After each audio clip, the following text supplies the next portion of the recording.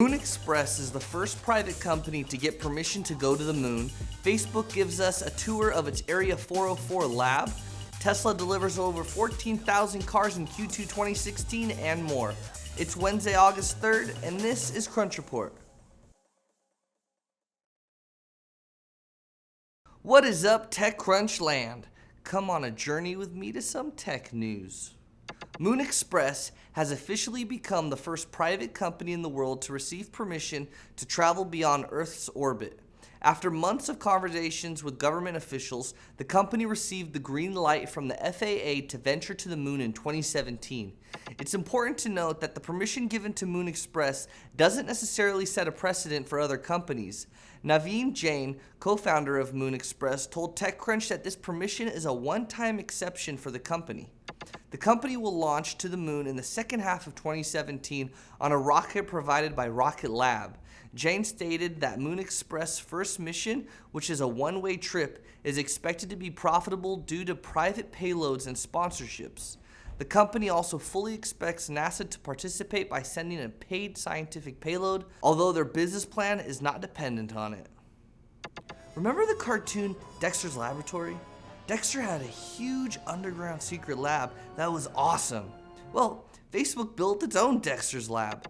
Facebook's Area 404 will be where the company will prototype its solar drones, internet beaming lasers, VR headsets, and next-gen servers. Jay Parikh, Facebook's head of engineering and infrastructure, tells TechCrunch the 22,000 square foot space is named Area 404 after the not found error code.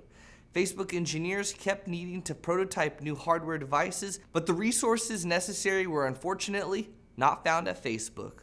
Parikh explains that there are two main objectives for Area 404. One, to create a collaboration space big enough to get hardware engineers from across the company together in person to work on shared problems.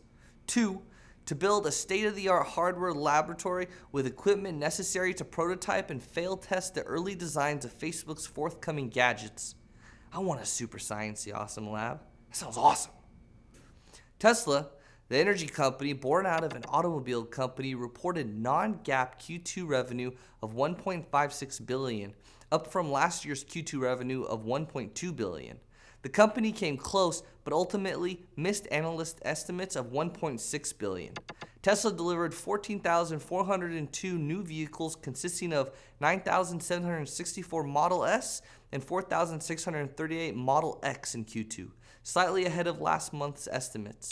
Tesla had originally aimed to deliver 80,000 vehicles by the end of the year, but it is growing tougher by the day for the company to hit that goal. On the bright side, the company noted that almost half of Q2 production occurred in the final 4 weeks of the quarter, so still a chance. Hulu has become even more of a major media company mashup.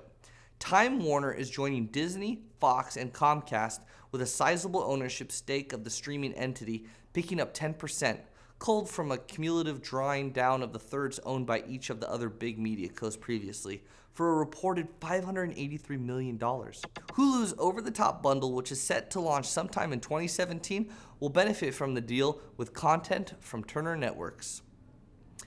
Bitfinex, one of the most popular cryptocurrencies exchanges online, has suffered a major hack.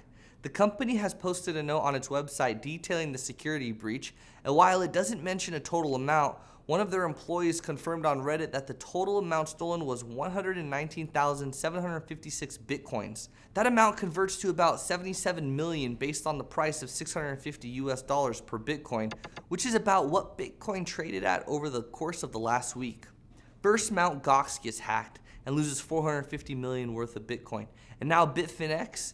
The lesson learned here, once again, is that the safest way to store Bitcoin is in your own, preferably offline wallet and not on a website or exchange. That's the report for today. I'm Tito Hamzy.